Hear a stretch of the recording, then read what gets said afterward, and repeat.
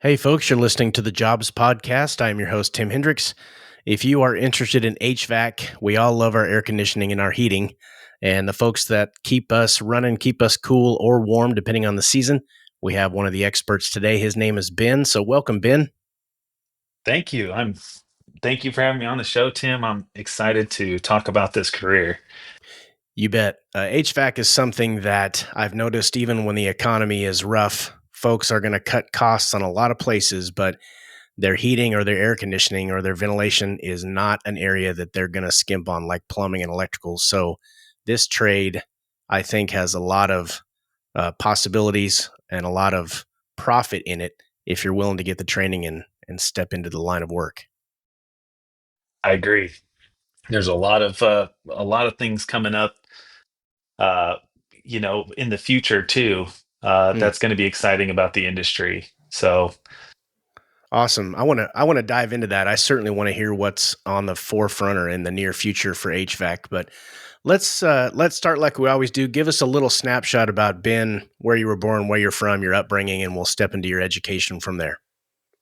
yeah, I had an interesting childhood. My parents were great parents. We weren't the wealthiest family. I grew up mostly in upstate New York, Hmm. from 3 to 13. So I kind of got a little bit of the East Coast, and then when I was 13, they moved to California, and I got a little bit of the West Coast. So I've been both places, and then when my wife and I started our family, we moved to the middle of America, and so I've been around the block a little bit. Hmm. I had I had quite the childhood. I struggled a lot in school. My parents were wise enough um, to kind of recognize that I was struggling a lot. Uh, Back then, there wasn't. I don't know if there was a lot of help back then, but after many years and having my own children, I learned that it was I'm dyslexic. Okay. And because of that, because of having a son and going to all the seminars and the classes to learn how to teach my son, I learned that that was something that I struggled with when I was younger. Hmm. But my parents were smart enough to kind of pull me out of a bad environment in school and start homeschooling me. uh, as I struggled through school, they had some friends that we went to church with, and they had a HVAC company. When I refer to HVAC, I mean heating, ventilation, and air conditioning. And so when those friends of mine helped me, they brought me in, and started working with them part time. I worked hard. I enjoyed working it. There was a huge contrast between school and work, and so that's kind of what happened in my life. I My parents loved that I loved going and working, and so that's what got me into the HVAC industry. So you've decided that HVAC is what you're going to do. What types of training do you have to have? And what are I mean, assuming you start maybe as an intern or just an entry level technician, or how does that work? Well, there's several ways to get into the industry. It's a lot of people come in through friends, through family. A lot of people just kind of get their first job as an apprentice and just start doing the work. That's probably the most popular way. I see a lot of people these days going to a trade school first, and that's a great way to do it as well.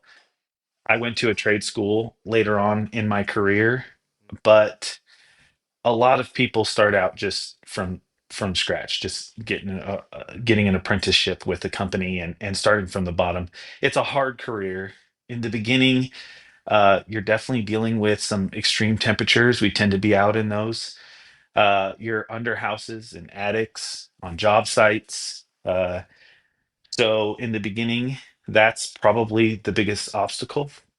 You're always going to be learning and growing.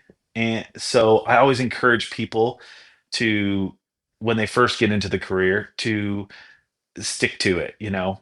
Get in there, get your hands dirty, start learning it, and there's so much opportunity later on in the industry. And one warning that I have for people who go to trade schools is it's gonna help your path to go through this career faster, but you're probably still gonna start from scratch. I think a lot of people, they come out of trade school, they think they're going to just step right into, maybe a service technician position or Hmm. a lead or something, and you're really going to end up probably slinging ductwork under a house, or you know, Yeah. hooking up equipment, on those cold, hot days. And that's just how the career starts. So, whichever path you choose, they're both great paths, but a lot of times, you just start from the beginning. Your first year or two is going to be hard work. You got to pay your dues but that benefits you in the long run because when you get to be the guy that's running the show, you know what needs to be done in every step of the process because you started out new doing it and you did the grunt work, you did the rough stuff, you earn your stripes, so to speak, and then you're the one that's saying, okay. And you can also recognize that's not done correctly. Here's how you need to do it so you can make sure it's done when you're running the show. Absolutely. And people respect that in this industry. Okay. you're you're the guys doing the work. They want a leader that's done that work. Okay. Uh, they're and you're going to understand what those guys are going through. Yeah. Sometimes you get a salesman who comes in, and they're a good salesman, but they don't know what those guys are going through, and that could be a frustrating situation. So guys really do need your future path is going to be probably some type of leadership role, some Mhm. type of sales, some type of management, maybe owning a company, maybe working for a giant distributor. And your years of working hard in the beginning are going to pay off in huge ways. Your line of work, you mentioned it a little bit ago. You're going to be outside when it's hot. You're going to be outside when it's cold. I have had a couple of houses. We're on our second home, and I know that the air conditioning is going to go out when it's 99 degrees outside in July, and I need it now. And the heat is going to go out when it's 6 degrees in January, and Hmm. I need it now. And that's when you call those folks and they're like, I'm backed up. I can't be there for 3 days, or 4 days or a Yep. week or whatever. So is there a bit of a feast or a famine, or is it pretty consistent, or is it consistent with the seasonal bulk thrown on top of it?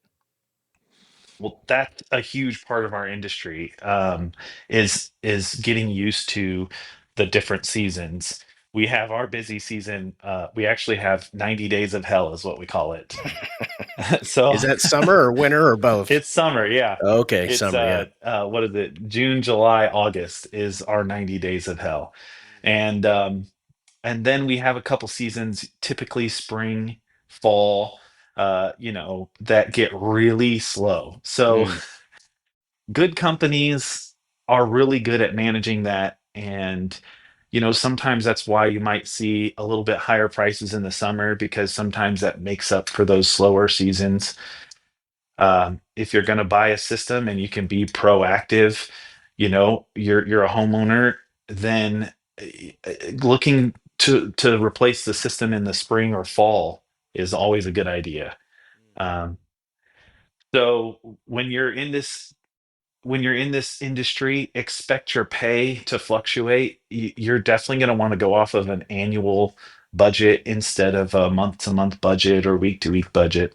okay, And that's never easy for young guys. sure. The trade school that you talked about, I know that you mentioned that there's an avenue where you can start off basically brand new as an apprentice and you can learn as you do. I know there's been a big push with Mike Rowe and stuff like that over the last, I don't know, 10, 12 years about trade schools. And I do think Yeah. that they're a great option because not everybody wants to sit behind a desk. Folks like to work with their hands. And so it's a good avenue to make good money. And HVAC, I won't say it's recession proof, but I think that industry seems a little bit more insulated than, say, the RV industry, for example, when the economy is Absolutely. rough. But what is trade school? Is there an average, a year and a half, 2 years? And is trade school something where you come out ready to go, but then you have to actually learn how to apply? Or do they have a lot of hands on training when you're in trade school? I went to OTC, which is the Ozark Technical Institute here in Hmm. Springfield. They did a great job of both. Um, when you go to trade school, they have giant labs that you get to kind of go and experiment. Really, the big thing is you're going to learn and I think this is really good. You're going to learn the science behind everything that you're doing. That's what I was really surprised with because I had been in heating and air for 6 or 7 years before I went to trade school. I think that's a smart way to do it. I knew this was going to be my career. I knew this is what I was going to do. And I had already gotten a lot of experience that helped in the classroom. So when you've got a mind like mine, that's huge. You're sitting there, you're looking at the science behind everything that you've learned just through watching people for many years. And then I just excelled in the lab work because I'd already had some experience doing that. But for most people, you're going to get that classroom experience, and then you're going to go to a lab, and then you're really going to get to apply what you just learned. And that's really good. I'm glad you brought up Mike Rowe too, because right, Mike Rowe is doing an amazing job, really bringing a lot of respect to this industry and industries Hmm. like it. And it really is a great career. You will you will have times that, you know, unfortunately, college was pushed, I think, pretty hard for a couple centuries there. Yeah. Um, and that's good because people need to go to college for certain careers. But in this industry, you know, getting your hands dirty is the key. And Mike Rowe brings so much respect to that, the necessity of it. You know, through COVID-19, we were considered, you know, a necessary career. Hmm. So we had to go out and continue to work during the COVID years, and that was quite an obstacle. So I appreciate people like Mike Rowe doing a wonderful job, you know, just glorifying the industries and bringing a lot of respect to it. And I think it's a huge encouragement, and we need people a lot. Yeah. I I really like what Micro does. I think it's Micro Works is his, and I'm not familiar. He doesn't even know who I am, but Yeah, his organization. I think they do a lot of scholarships for folks that want to get into the trades. yeah, And where I think Mike Rowe, his timing was good, but he really nailed it with the I don't think that folks realize how vital these services are. And it's easy to go, well, you don't even have a college degree. Well, man, hmm, I'm making more than you on my second year, and you've got a 4 year degree or even more. So yeah, there's nothing wrong with college. Certain jobs, you need it, like a lawyer or an attorney or a doctor, for example. There are certain occupations that require an extensive um, level of training. And then you have other jobs like myself in the fire service, law enforcement, nurses. In a couple of years, you can be ready to go and making good money right out of the gate. Plus, not everybody wants to go to college. Not everybody should go to college. It's not the right fit for everyone. And what he's done is highlight the fact that you have options and you're not settling by going to a trade school. You're leaning into your strengths. You're doing what's going to make you happy and allow you to earn a living doing it. So he's nailed it on a lot of spots. I really have a lot of respect for what he does. I agree. And I think there's a lot of people that get into this industry who have minds like mine, where we're really good with hands-on stuff and the book learning and that type of education. We really need some time before we get to it. And it's nice to feel good about being Hmm. successful in heating and air, especially for me, getting out there, putting in a system, putting in some duct work, and standing back and just knowing that that customer, you know, is happy.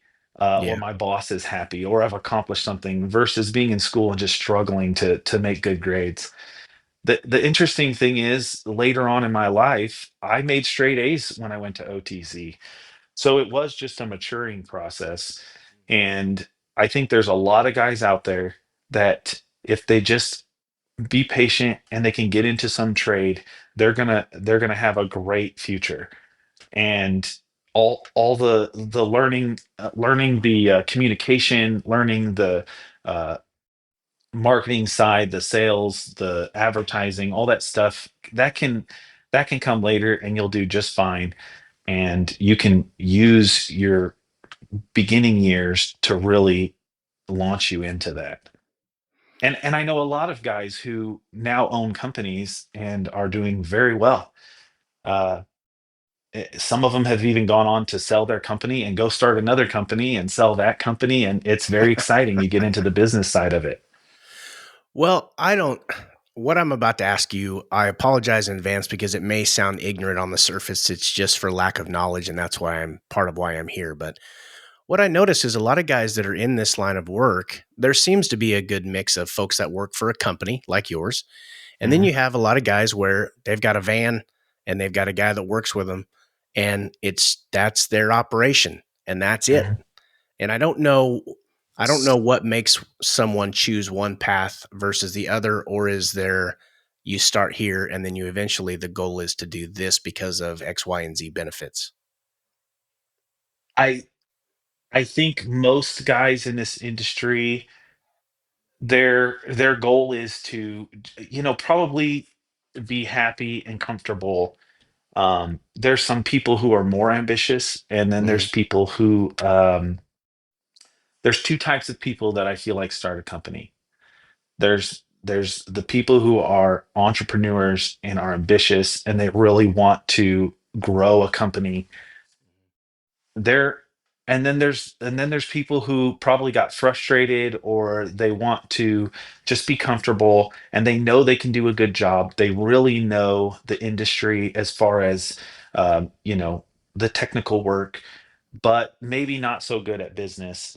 And there's a lot of those guys out there, that are doing great. They're doing okay. They're comfortable. I actually, the first company that I worked for, Acacia Heating and Air in California, that's what it was. And they're commonly referred to like mom and pop places. Hmm. You had a father who started the company. He kind of made some mistakes with taxes, and his daughter had to step in and buy the company. And there was six of us, and we did well. All of us were happy. We worked hard. I learned a lot there. That company was so patient with me.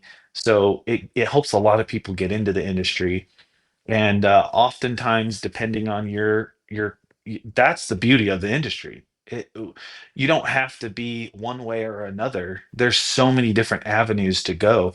And if you're not an entrepreneur, there's massive salary positions at distributors or with large companies, and you can have a really good career. One of the things you just highlighted there is the different avenues. Let's talk about areas of specialization in your career.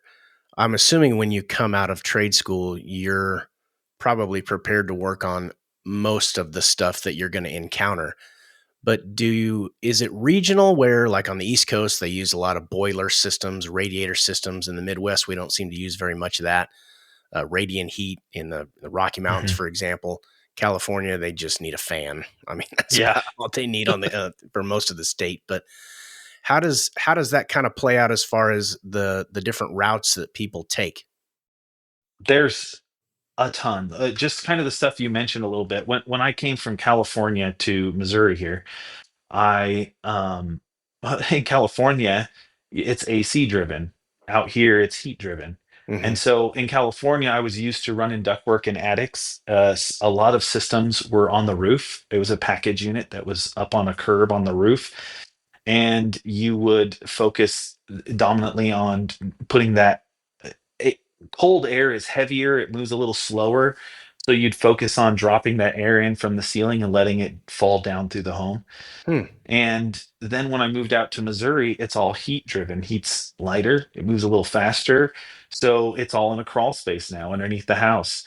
A lot of northern areas have systems that are in the basement. There's a lot of basements because it's just really cold.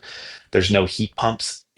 You get a wide range of different types of installation. Somebody from California move who's very, very skilled will come to Missouri and really have to kind of check himself and kind of adapt.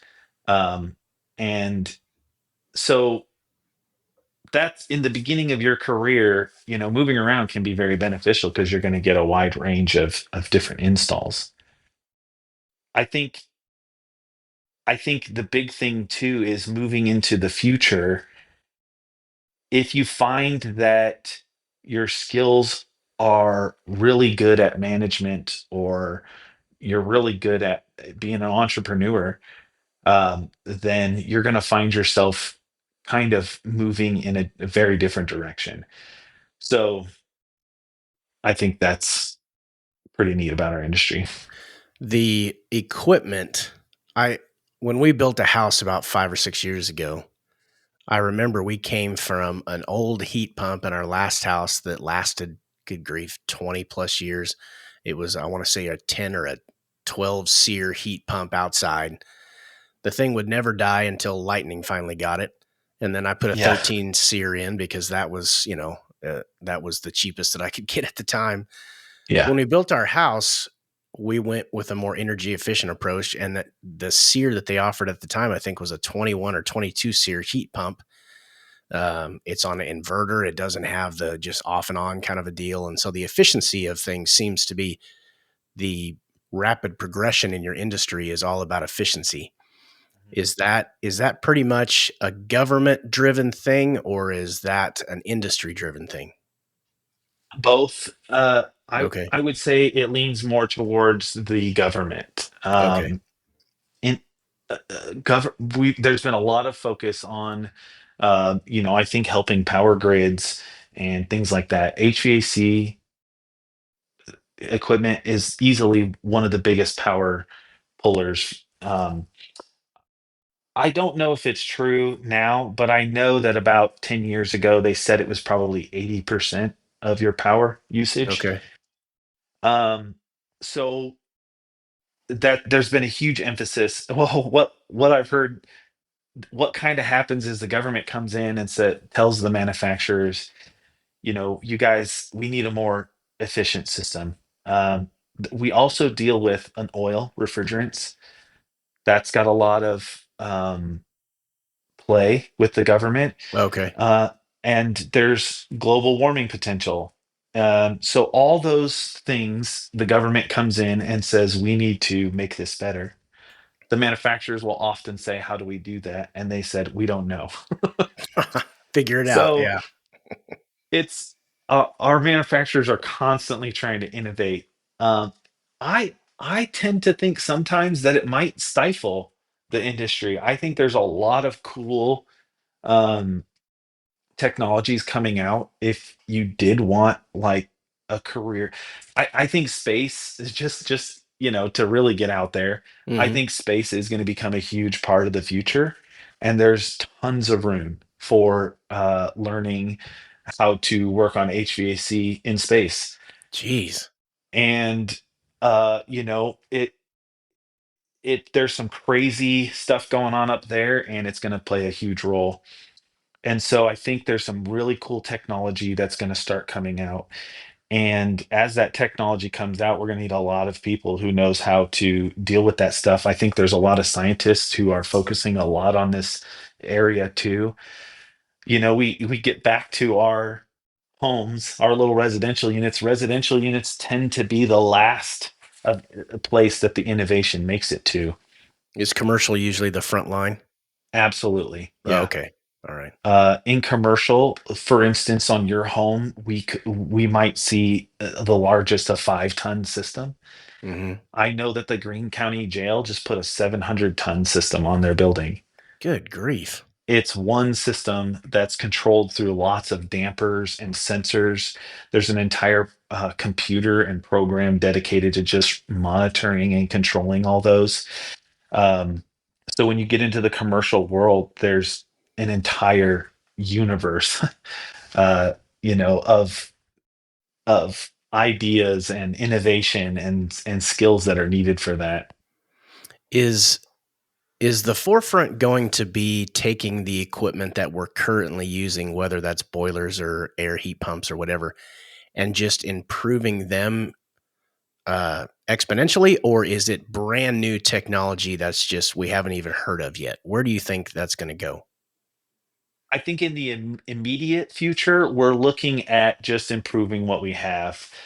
Heat pumps are kind of the big drive right now, Hmm. but also zoning. I think you're probably hearing a lot about mini splits. We Yeah. would call them ductless systems, uh, where you can have an individual air handler in each room that doesn't have ductwork, and you can zone each room in your home. I think that's a huge that area is going to improve a lot. But I think in the long run, there's a lot of problems with refrigeration leaking, affecting our air. And the new current refrigerant is it's they just changed it January 1st. It's called 454, and it's A2L, which means that it's kind of in the same category as propane. Hmm. So now we're kind of, I think they're trying to improve things, but I think refrigeration is there could I'm hoping that there's an invention that's going to come out that's really going to help us kind of get rid of refrigeration. But as of now, that's the way to go. We'll And probably end up using ice cubes again before too much longer. yeah, who knows? I think I've seen something that they, with electricity, they can have one side of a plate that pulls. So just to get a little technical here, there's no such thing as cold. Uh, in in our industry, we're always dealing with heat, whether we're Just the pulling movement heat of heat. out. I'm sorry. The movement of heat. That's right. Yep. Okay. So whether we're pulling heat out of a house or we're taking it into the house, we're always dealing with heat. Heat is, energy moving. And so technically, I think they said, like, I can't remember the exact number, but at negative 360 molecules quit moving. And that would be technically cold. But in our industry, we can pull heat out of anything, and heat pumps are getting amazing. Mitsubishi right now has a system that can, that can continue to pull heat out of the air down to negative 13, Jeez.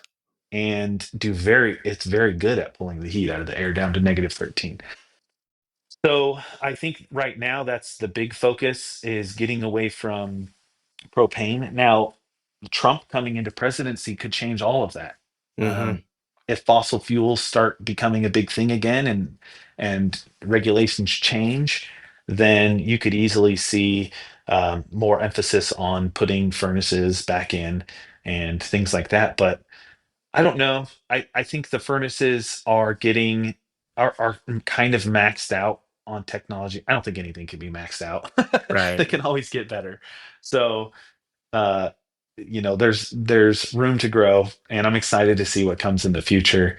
And there's so many cool scientific things that are involved in our industry.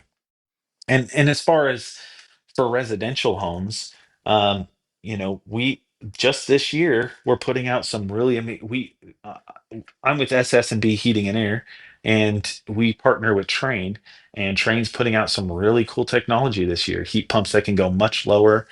They don't need backup heat, and so you're going to save a lot of money on power consumption. Um, the unfortunate thing about a lot of change is that the prices are climbing, but hopefully those kind of mellow out and the economy gets a little better so we can afford those systems a little easier. Now, I know that you deal with one specific brand, so I'm not wanting you to, we're not going to get into a brand war here, but Yeah. there are a lot of different companies out there.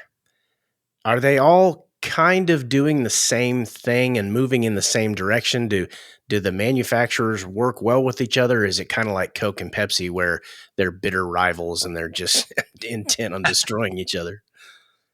Uh, I would say uh, I'm not a brand guy. I do think that there's probably five or six brands that are very good brands. Um, so whichever direction you go, there's one thing that, um, the big man. Well, to answer your question, they are they are rivals, but they work really well together, and kind of have to, Yeah. because a lot of them play the biggest role on deciding what the next refrigerant is, or Mm, what limits are allowed, and they work with the government on all that stuff. But they certainly compete hard against each other, and that's kind of fun. And but they have to work together to, work with innovation and things like that. sure. I would Mm, say that if you're looking at brands, there's a lot of information out there that gives you a good idea on what the top brands are. We could see things shake up, especially with different presidents kind of changing things and regulations changing.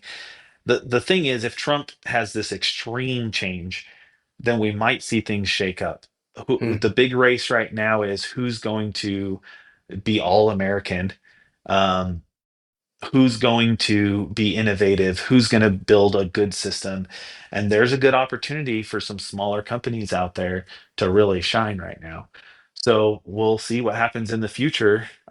Some of these big guys might get knocked off their high horse, but um, I think for now there's some top five to 10 companies, and those are always a good bet. I was doing a little bit of research before our interview, just trying to educate myself on the industry.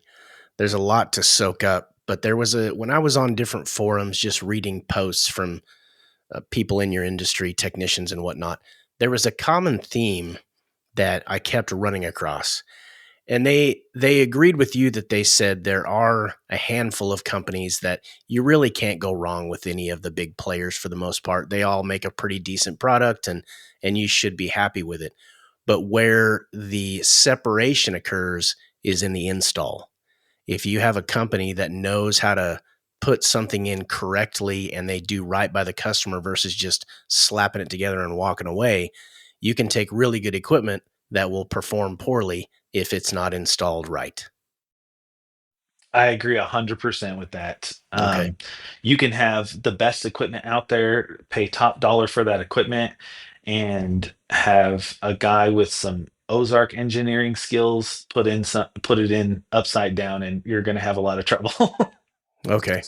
uh, so a lot, a big part of the biggest challenge for residential people is finding a company that they can trust. Hmm. Um, that tends to come with a little bit higher price tag, if they're a really good company. But once you find a company you can trust, stick with them. They're going to steer you right. They're paying attention to what the technology is. They're working closely with manufacturers, and the manufacturers provide so much for a good, healthy company. They're going to get have regular training for their equipment, and there's a lot that goes into it. I a big thing that I see people make a mistake on, and I'm surprised that some other companies allow this to happen, is to come in and let's say you have a 3-ton system and you're struggling in one room, and they go, well, let's just put a 4-ton on there. Yeah. It's like putting a V8 in a Taurus, you Hmm. know. Your air handler, your ductwork, it just can't handle that bigger system. And if you think you can just put a bigger system in there, it's not going to work. So you really do have to have a good, healthy company that is not afraid to tell you, no, we don't need to do that. Here's what's going to work best for your home. They should be climbing under your house. They should be getting in your attic. They should be letting you know that here it's not just the equipment. We're not just trying to sell you a piece of equipment. You have some ductwork over here that's an issue. You might need some more insulation in the attic. You might need some doors or windows sealed, or upgrade them to a double pane, you know, low E window. All that stuff plays a huge role in heating and air, and the heating and air company should be skilled at help coming in and helping you know what your home really needs to be comfortable. A lot of us will focus on comfort, not just technology. And that's really what we're doing in this industry. It's about making homeowners comfortable. That involves humidity, air, not just temperatures, humidity, you know, how tight the home is, how well insulated it is. Are you bringing fresh air in? Is that air clean? A lot of factors go into it. So hiring a company that is good at that is crucial to having a comfortable home. When we were building our ICF house, it's an extremely airtight Nice. house Yep. and it's extremely efficient insulation wise. And Mhm. so the company, and I'm going back 5 or 6 years, so I apologize, my memory's a little rusty, but I remember I had to fill out a form. It was like a 2 page form about the R value of your walls, how many windows do you have, the square footage of each room, the insulation in the attic, things of that nature. And so you fast forward, they did. Is it a manual J calculation? Do I have that term right? Yeah, you do. Okay. They did one of those, and then they put in a fresh air, an ERG, I believe is what it's called, where ERV probably. that's it, yeah. Yep. And I think every 24 hours, I forget how many times it exchanges the air in the home, but it's real slow, just so you don't have the same stale air. And Yeah. then thankfully, we had a pretty small system because our home is so efficient. But Yes. there's a lot. You can't just slap it on there and then blow cold or hot air into your house. There's a lot that goes into our modern homes because they're built so tight nowadays. Yeah. That was a huge shift in the industry. I have some I have some remodelers that I've had to have them kind of step back because they want to take a home that was designed to not be super tight. Back in the day, they didn't want it to be. Right. The ductwork didn't have insulation under the house in our area because it was heat focused. We knew that heat would come up into the house. We wanted it to. It would dry out the home. So the big factor back then was moisture, keeping a home dry, letting air flow through it. And you had to size a system much larger to deal with that. And that was fine back then, but I think we are getting much tighter specs. We're building these homes, much more efficient, and you don't need larger systems, but you better make sure you're bringing fresh air in, or you're going to get moisture, you're going to get mildew, you're going to get mold. Um, and the HVAC company should take definitely doing a manual J is huge. We here at SS&B, we do it on every single home, whether it's a change out or whether it's new construction, a large building, no matter what. And so manual J's are very important. Making sure that the ductwork is tight. If you have a really tight home and you've got ductwork in the attic that's pulling outside air into the home, that's a problem with your returns. If your returns are pulling 100-degree air into there, your Mhm. system's going to struggle. So you have to have tight air ductwork. Uh, if your air in your crawl space is if you're losing air, it can create a negative pressure on that home, and you're going to pull air from the weirdest places, which can also places bring you don't moisture. places you don't want to pull it from. Exactly. Yeah, Yeah. unfiltered. It's bringing moisture into the home now, and that system's just not going to operate correctly. There seem to be a lot of ancillary devices that go with the system these days. You've got humidifiers, you have dehumidifiers, you have fresh air recirculation. You've got, as opposed to just the unit itself now, they've got is it the ultraviolet lights that they put in there to Yep. kill off bacteria? I mean, there's just so many more things, but it does add to the comfort of the home. I know we've been looking at getting a humidifier because in the wintertime we heat with wood supplementally. and it Mhm. dries things out. And I noticed that when we use a humidifier in the wintertime, everybody's more comfortable. And I've even read reports that the viruses like the flu and stuff don't transmit as easy when you have a little bit higher humidity level in the home. Yes. Okay. And air purifiers, the body is technically, I think in school they taught me the body was comfortable at 75 degrees with 50% humidity. Okay. What I've found in my career is that bodies are very different. You don't know Sure. what's going on in a body. So one of the biggest obstacles in our industry is you have a husband and you have a wife, and they're very different bodies. Say no more.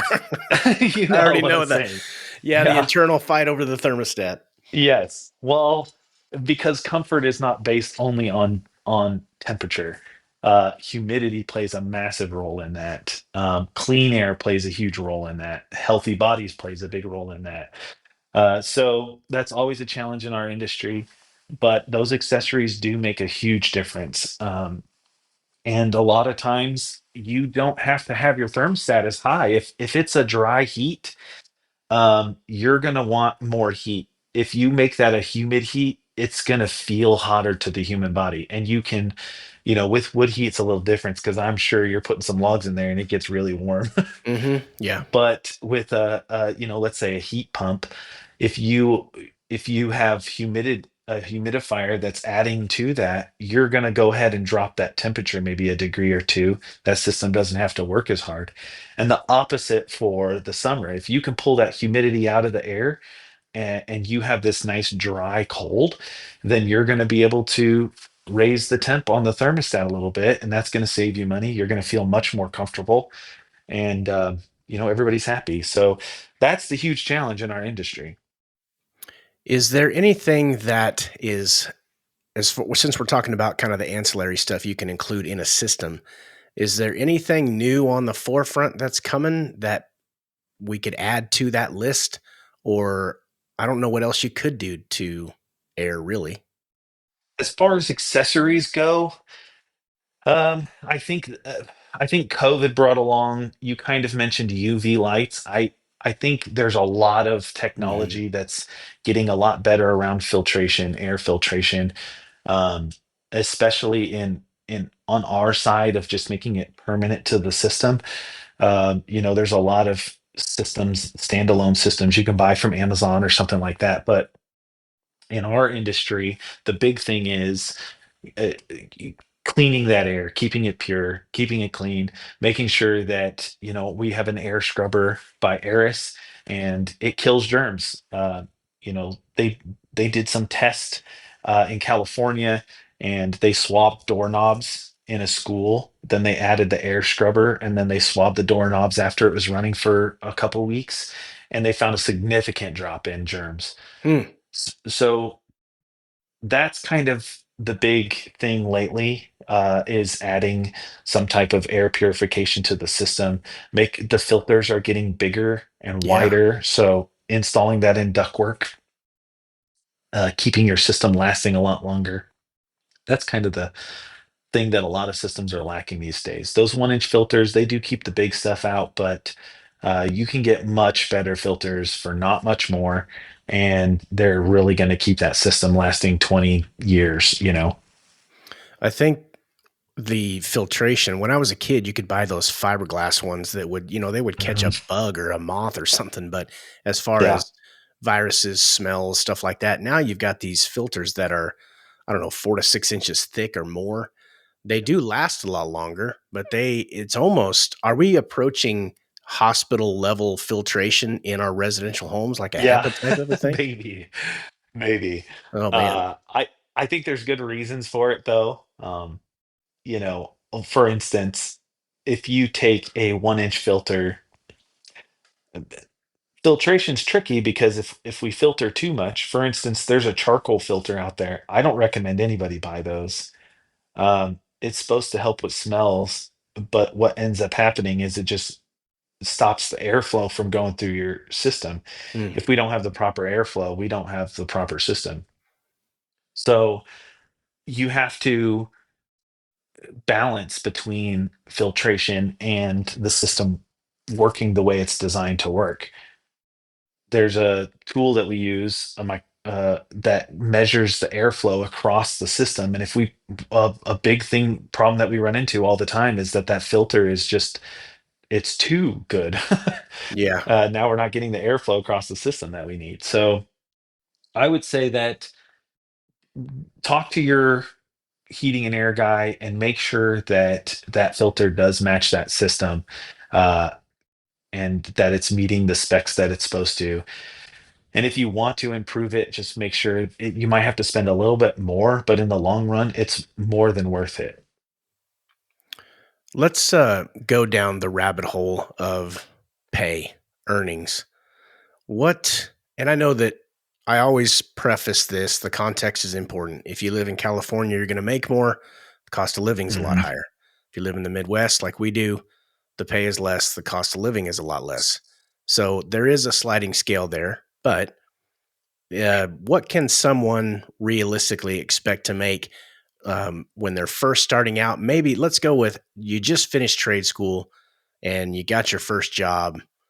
Where are you going to start at? And then is the sky the limit as far as how much you can make, or where would a lot of guys typically land? Uh, Probably it was zero experience, nothing. You haven't been around it, you don't know nothing about it. You're probably going to start at minimum wage. Okay. I remember minimum wage when I was a kid was 7.50. Yeah. Now I think here in Missouri it's $15 an hour, Yeah. which is quite a jump. Hmm. But what I will say is if you get in there and you learn quickly, I remember going from 7.50 to about $15 an hour in a year or two. Okay. And so in our industry, it's the same thing. You're going to start around $15 an hour, but you can expect a $5 to $10 raise within the first year or two of getting in there and working hard, especially when we're starving so much for good employees. If you have a good attitude, if you get in there, you work hard, you learn fast, uh, there is so much potential in the first year of getting huge raises. I was talking to one of our other project managers here the other day. He started in California as well, and he got a $5 raise within his first 6 months. So Mm. it kind of shows you if we find a guy that we really like who does really well, and then we're gonna treat him right in the industry, and they're coveted people. So if somebody's not treating you right, then you can probably talk to another company in the area, and they're gonna happily hire you. Right on. Yeah. So if you start, you've gotten into a little bit, you move on. Let's say that you want to start your own thing. I'm going to buy a van or a truck. I'm going to start Mhm. my own business. I know there's a lot of expense that goes along with business insurance and all the stuff that we typically think of when you talk about running your own business, all the expenses. But is there a general, you're probably going to make around this much if you're like a one man operation, so to speak? Um, it's broad. Uh, it's broad.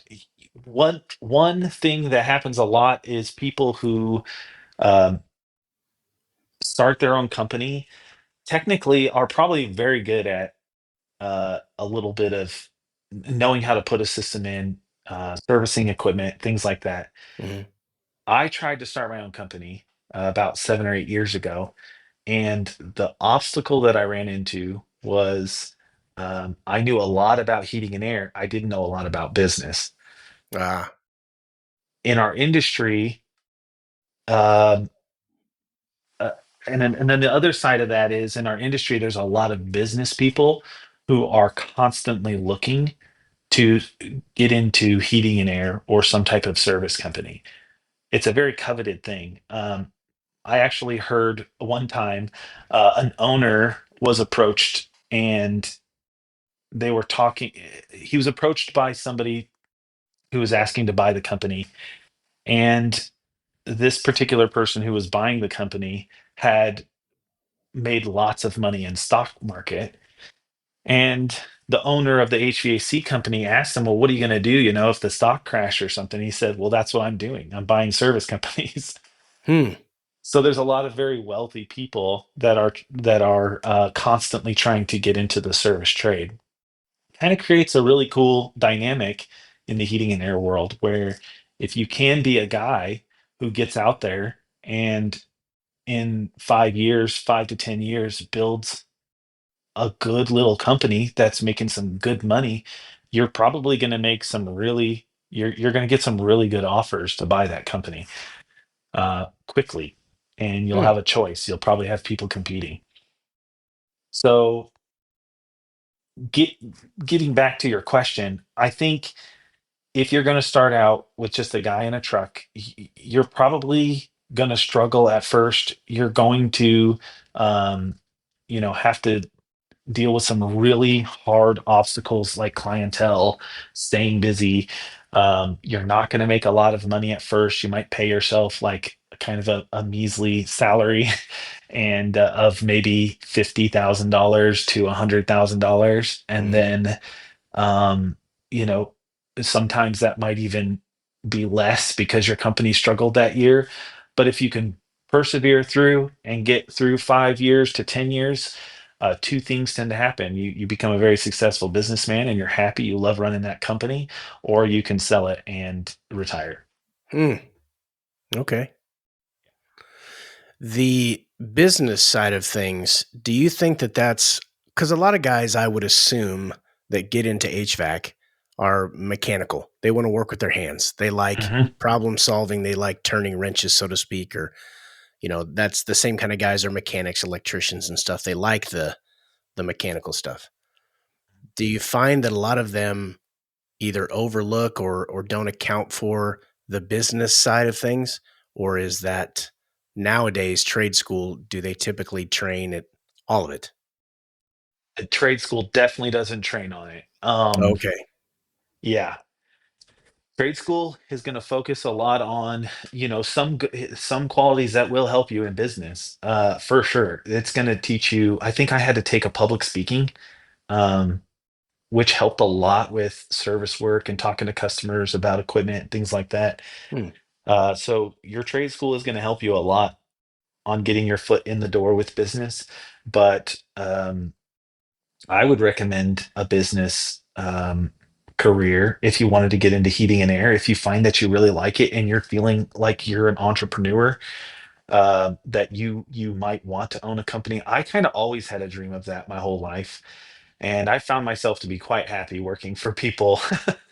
Yeah. You After I tried, you kind of recognize the mind that these business owners have and how hard it is, and you really admire them and respect them a lot more after that.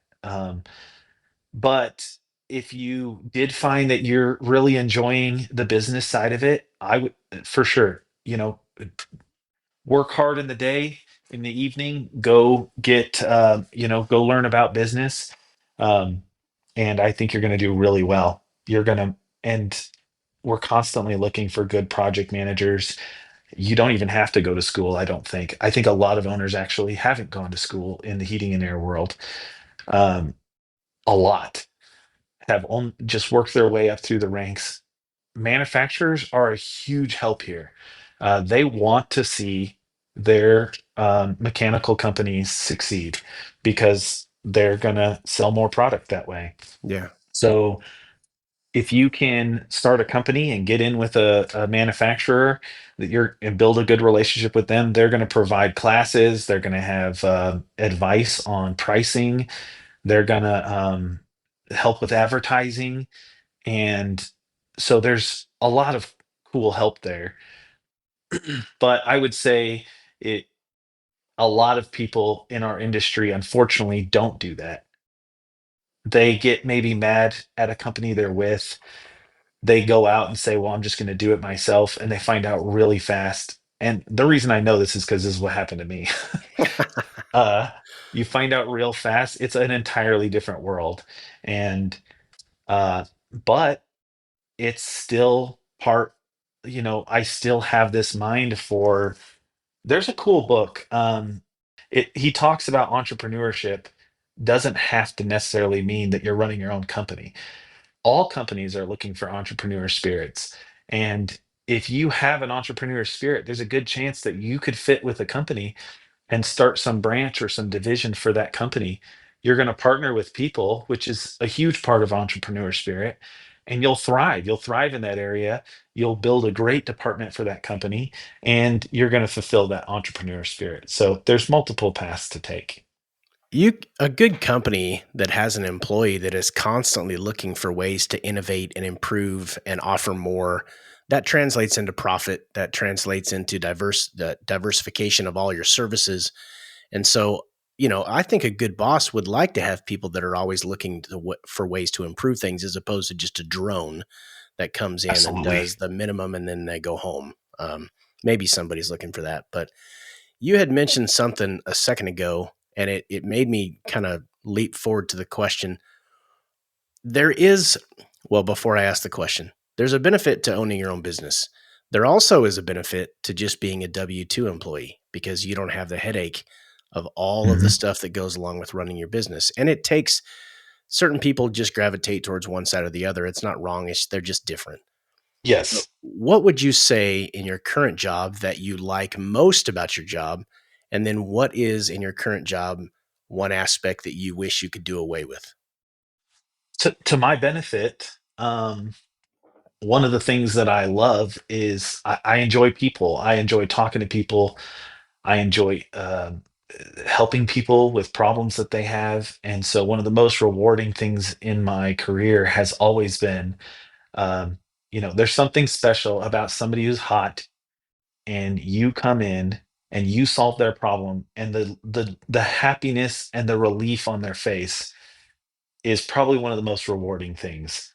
Yeah. Um, so my favorite part of the industry has always been really helping people with their problems and just coming to a solution and getting the gratification of seeing somebody happy and satisfied.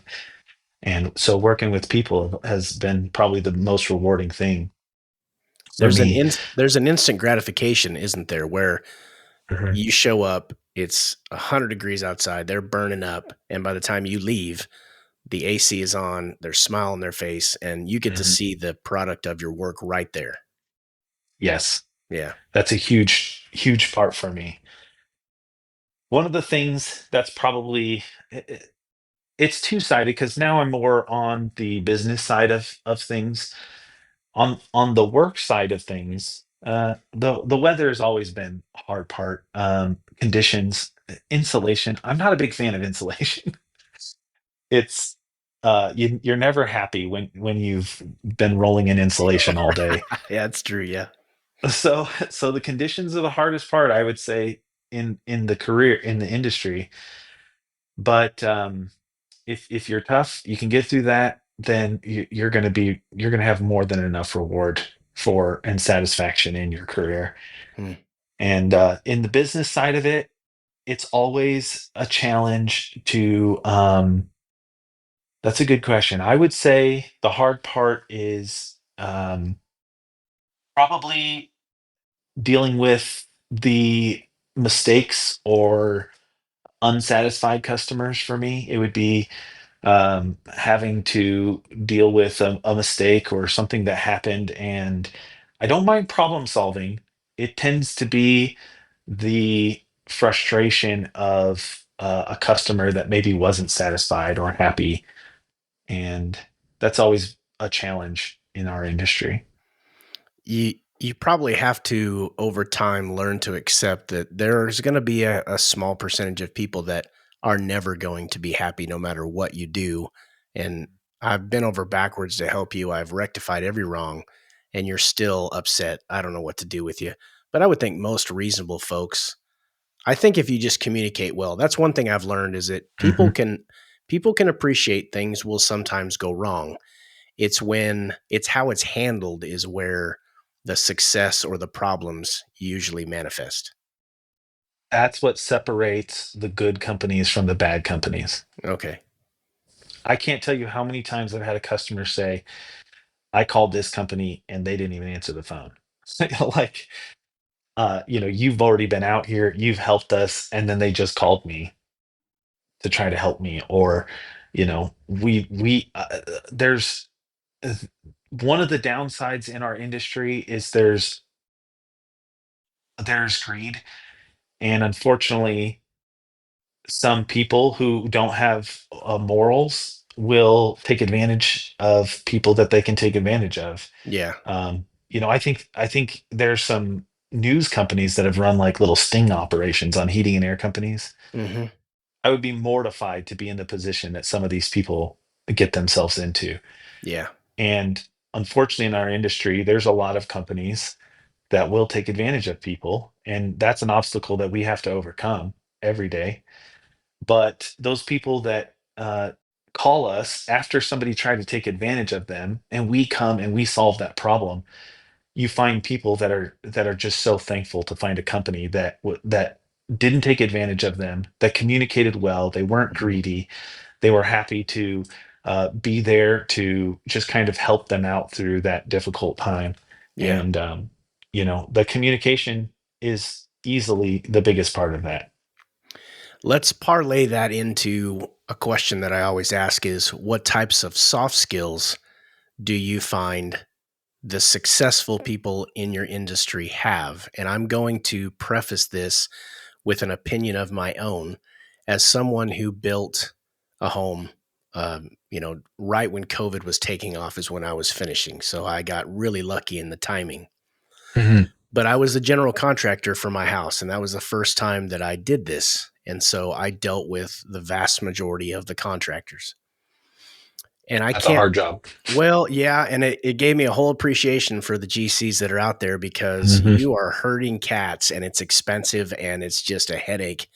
And it Mhm. starts early morning till late at night. The phone is just going off. But there was one thing that I saw the successful companies from the unsuccessful companies. There was one thing that stood out to me, and that is showing up on time. I Mhm. can't tell you how many times I had a guy say, I'll be there at 8 o'clock tomorrow morning. I'll be there at 9 o'clock tomorrow morning. And I'm looking at my watch and it's lunchtime. And I've texted him saying, hey, you were supposed to be here at 8 o'clock this morning, 9 o'clock. Yep, just leaving. And then they show up we had to get lunch. And then they show up after lunch and then they want to leave early. And that right there was the one thing that just drove me absolutely insane. If you say you're going to be somewhere on time at a certain time, you need to be there or call the customer and let them know. And then for some reason their project is a week behind or something. Yeah, yeah. Yeah, I agree. I think for Thanks sure for letting me being on rant. I time, appreciate that. knowing time management is massive, Yeah. massive in our industry. And you run into situations all the time. Weather Mhm. can be a factor. Sure. Um, you've got a full schedule. If Mhm. if you're not managing your time, you're going to get behind and you're going to hurt your customers, and that's bad. I would say having an energy like uh, uh, I can get this done. I will get this done. We ran into a problem, but you know what? We've got a solution for you. Mhm. Having that energy and that get it done attitude is really big. I think if you're constantly running into problems and throwing your hands in the air, you're going to struggle to climb the ladder in the HVAC industry. Yeah. We're looking for people who have that energy. I would also say communication. We kind of already touched on that, but Yeah. uh, having the mind to say, "I care about you. I'm thinking about you, and I want you to know that. So I'm keeping you up to date. I'm Mhm. letting you know where we're at. I'm just. It doesn't have to be much. Sometimes it's the smallest thing." Yeah, a simple Uh, text or a phone call is all that's needed a lot of times to go. We ran into something that's beyond our control. I haven't forgotten about you, but I am going to be delayed, as opposed to just silence. yep. That's maddening when you're looking at your watch waiting, wondering what's going on. A good demeanor Yeah. uh, is big. Um, there's a lot. There's a lot of good skills to learn other than just the technical aspect. And it can really take you far in life. And I don't think that's just HVAC or service work. I think that's anywhere. It's probably the same in a lot of places. Right. How do you advise folks if they're new in your industry and they make a mistake? I say it every podcast, we're all human, we all make mistakes at some point. Mhm.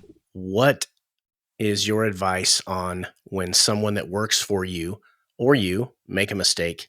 How do you proceed forward? Two things. Uh, be honest.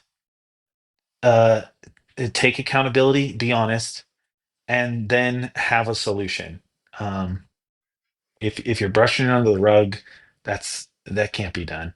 Yeah. It's gonna come out. People are gonna find out. So just be honest, take accountability for it, and then have a solution, have a way to fix it. I remember my first one of my first jobs. Um, I was actually did remodeling for a little while, uh, and we were putting sheetrock up, and I covered a plug, an outlet, and instead of to my shame, instead of saying something about it, I just kept moving on, and I don't remember what went through my mind. I was probably 17, 18 years old. And my boss came by. He said, "You missed this." And, he said, "If you miss it or you mess up a piece of sheetrock, I really don't care. Just just fix it, make it right." And I think that advice has carried throughout my entire life. Like, yep, I made this mistake, but I'm going to make it right. And that was huge in my career. If you weren't in this career right now, was there another one that you kind of thought when you were younger you may, have some interest in, or are you in your lane and this is where you want to be? Yeah, there was a few times I tried to run away from heating and air, but you see the grass is greener on the other side, and it kind of always pulled me back. Mhm. But could have, I easily could.